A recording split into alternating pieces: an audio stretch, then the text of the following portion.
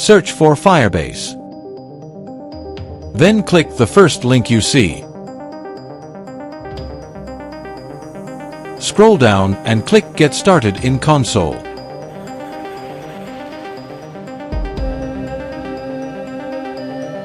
Now you can easily create the project.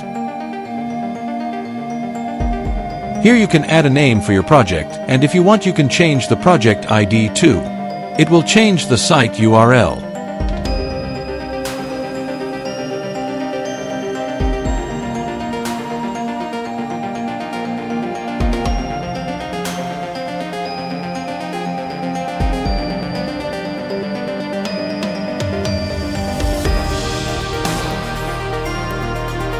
Continue all these pages.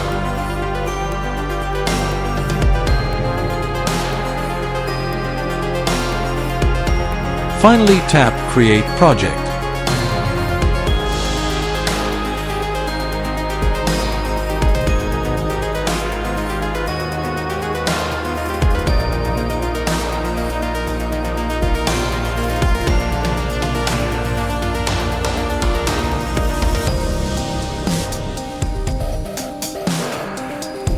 Now the project is ready.